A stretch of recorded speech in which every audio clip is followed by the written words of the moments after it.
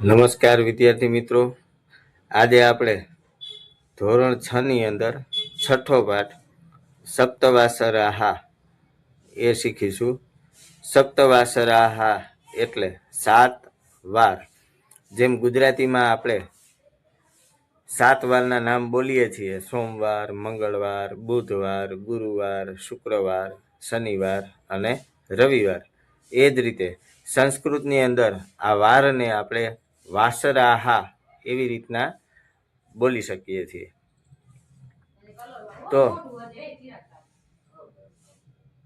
કહ વાસરહ, કહ એટલે કયો, વાસરહ એટલે વાર. કયો વાર છે? તો અદ્ય મંગળવાસરહ, આજે મંગળવાર છે. બાળકો, આ પાઠની અંદર આપણે 7 વારના નામ તેમજ કહ, અધ્ય, શ્વઃ, હ્યઃ આ 4 શબ્દને શીખશું એટલે આખો પાઠ છે એ આપણે આસાનીથી આવડી જાય. કહ એટલે કયો વાર, જે પ્રશ્ન પૂછવા માટે વપરાય છે. અદ્ય એટલે આજે, સ્વઃ એટલે આવતીકાલે અને હ્યઃ એટલે ગઈકાલે. તો કહ વાસરઃ કયો વાર છે? અદ્ય મંગળવાસરઃ, આજે મંગળવાર છે. શ્વઃ બુધવાસરઃ, આવતીકાલે બુધવાર છે.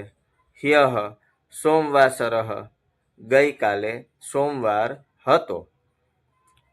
હવે લિખતું. અદ્ય શુક્રવાસરઃ, આજે શુક્રવાર છે. જો આજે શુક્રવાર હોય તો હ્યઃ ખાલી જગ્યા. તો હ્યઃ એટલે શું થાય? તો કે ગઈકાલે. તો આજે શુક્રવાર છે તો ગઈકાલે કયો વાર હતો? તો હ્યઃ ગુરુવાસરઃ. સ્વઃ ખાલી જગ્યા. તો આજે શુક્રવાર છે તો આવતીકાલે કયો વાર હોય? તો સ્વઃ શનિવાસરઃ. એટલે અદ્ય રવિવાસરઃ, આજે રવિવાર છે. તો આજે રવિવાર છે તો એને ધ્યાનમાં રાખીને સ્વઃ ખાલી જગ્યા. તો આવતીકાલે કયો વાર હોય? તો આવતીકાલે સોમવાર હોય. તો આપણે લખશું કેમ? સ્વઃ સોમવાસરઃ. એ જ રીતે હ્યઃ ખાલી જગ્યા. તો આજે રવિવાર છે તો હ્યઃ એટલે ગઈકાલે. તો ગઈકાલે કયો વાર હતો? તો ગઈકાલે શનિવાર હતો. તો હ્યઃ શનિવાસરઃ. યોગ્ય વાક્યાની રચયત. હવે આ એક કોષ્ટકમાં અધ્ય, સ્વઃ અને હ્યઃ છે અને સામે વારના નામ આપેલા છે. તો આપણે વાક્યો બનાવવાના છે. જેમ ઉપર આપણે આ વાક્યો બનાવ્યા એ જ રીતે આના વાક્યો આપણે બનાવવાના છે. તો માની લ્યો કે આપણે એક વાક્ય એવું બનાવીએ કે અદ્ય રવિવાસરઃ.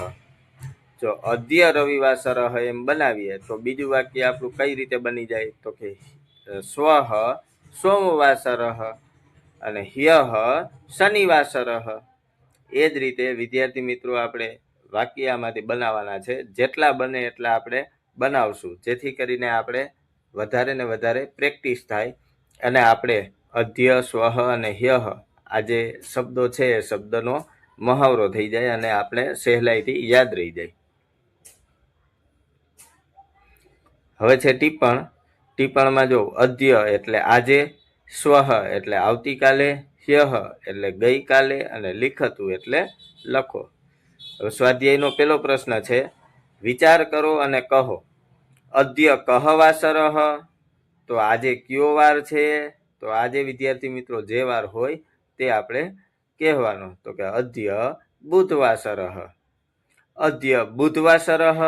સ્વઃ કહ વાસરઃ, આજે બુધવાર છે તો આવતીકાલે કયો વાર હશે? તો અદ્ય બુધવાસરઃ. તો સ્વઃ ગુરુવાસરઃ.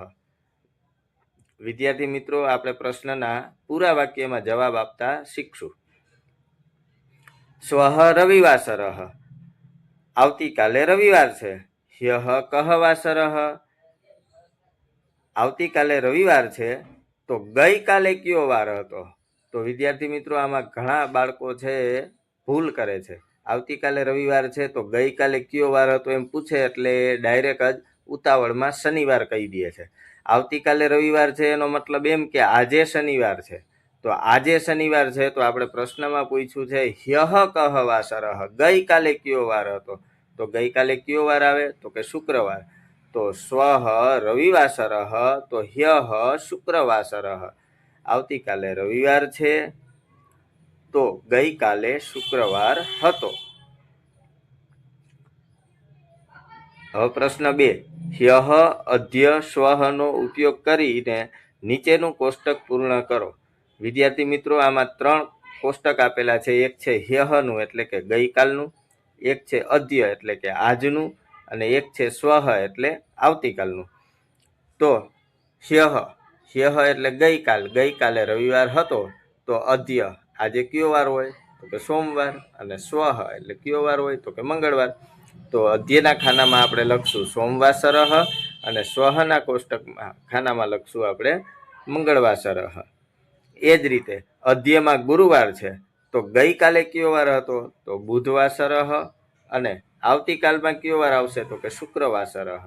વિદ્યાર્થી મિત્રો, એ જ રીતે નીચેના 3 છે એ તમે પૂરા કરજો.